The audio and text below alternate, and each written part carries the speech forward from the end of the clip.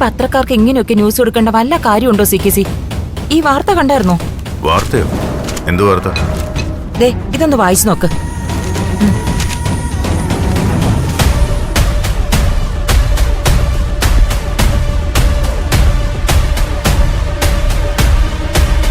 Main heading കണ്ടില്ലേ?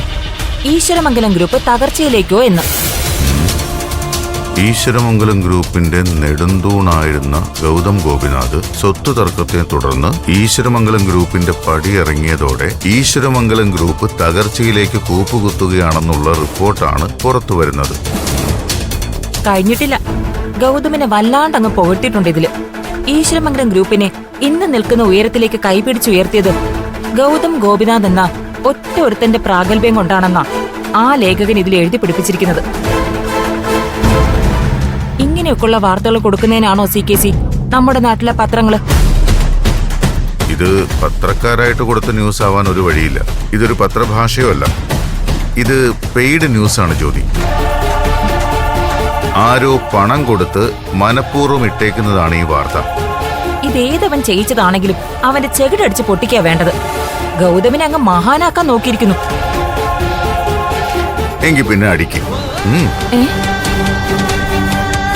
ഈ വാർത്ത കൊടുത്തവന്റെ ചെകിടടിച്ച് പൊട്ടിക്കണമെന്നല്ലേ നീ പറഞ്ഞത്? എങ്കിൽ എന്റെ ചെകിടടിച്ച് പൊട്ടിക്ക് ജ്യോതി. CKC എന്താ ഈ പറയുന്നത്?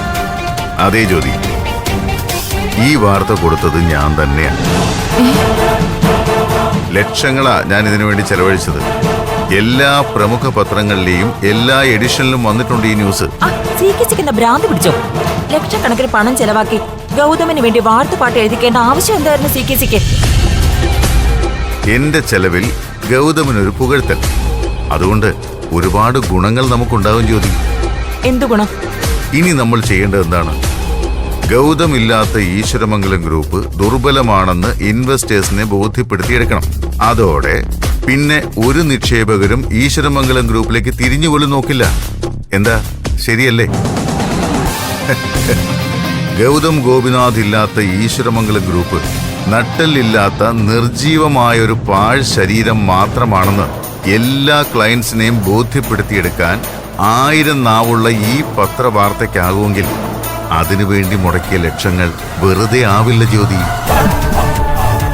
എന്നാലും എന്റെ CKC, നിങ്ങളുടെ ബുദ്ധി ചിലപ്പോഴൊക്കെ എന്നെ അങ്ങ് അതിശയപ്പെടുത്തി കളയും കേട്ടോ. Really brilliant.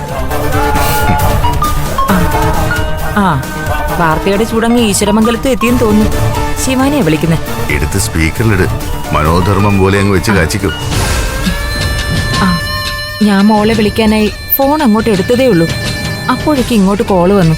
ആന്റി, ഇന്നത്തെ പത്രത്തിൽ വന്നിരിക്കുന്ന വാർത്ത ഉണ്ടോ? ഞങ്ങൾ കണ്ടു മോളെ. അതിനെക്കുറിച്ച് സംസാരിച്ചുകൊണ്ടിരിക്കുവായിരുന്നു. എന്തായാലും ഇതൊരു വല്ലാത്ത പണിയായിപ്പോയി. ഈ വാർത്ത നമ്മുടെ ബിസിനസ്സിനെ നെഗറ്റീവായിട്ട് ബാധിക്കും ആന്റി? അത് പിന്നെ ബാധിക്കാതിരിക്കുവോ? ഞാനൊന്ന് അന്വേഷിച്ചപ്പോ അറിഞ്ഞതേ എല്ലാ പത്രങ്ങളുടെയും എല്ലാ എഡിഷനിലും ഈ വാർത്ത കൊടുത്തിട്ടുണ്ടെന്നാ. വല്ലാത്ത ചതിയായിപ്പോയി. എല്ലാ പത്രത്തിലും വന്നിട്ടുണ്ടെങ്കിൽ ഇതാരോ മനഃപൂർവ്വം ചെയ്യിച്ചതായിരിക്കുമല്ലോ. അക്കാര്യത്തിൽ സംശയമുണ്ടോ മോളെ? ചത്തത് കീചകനെങ്കിൽ കൊന്നത് ഭീമൻ തന്നെ ആയിരിക്കുമല്ലോ. ഈ വാർത്ത കൊടുത്തതേ ഗൗതം തന്നെയാണെന്ന കാര്യത്തിൽ ഒരു സംശയവും വേണ്ട. എന്ന് കരുതി നിങ്ങൾ വിഷമിക്കൊന്നും വേണ്ട. ഈ വാർത്തയെ ഒരു പോസിറ്റീവ് സെൻസിലെടുക്ക്. അധ്വാനിക്ക്. ഒരാളുടെയും സഹായമില്ലാതെ ഈശ്വരമംഗലം ഗ്രൂപ്പ് ഓഫ് കമ്പനീസിനെ ഉയരങ്ങളിലെത്തിക്കാനുള്ള ത്രാണി പ്രണവിനുണ്ടെന്ന് തെളിയിച്ചു കൊടുക്കണം.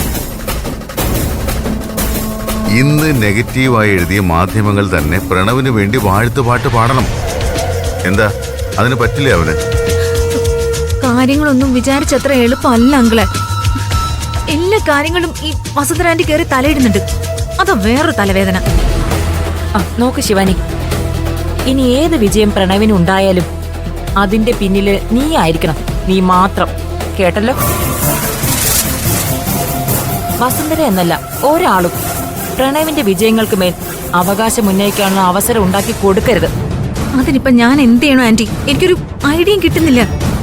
ഒതുക്കേണ്ടവരെ ഒതുക്കുക തന്നെ ചെയ്യണം ശിവാനി. അതിപ്പോ ബിസിനസ്സിലായാലും ജീവിതത്തിലായാലും. അല്ലെങ്കിലേ അത് അപകടം ചെയ്യും. മനസ്സിലായല്ലോ ഞാൻ പറഞ്ഞത്? ഒതുക്കും, ഒതുക്കിയിരിക്കും. അതിന് ഏത് വസന്തര ആയാലും. വെക്കട്ടെ ആന്റി.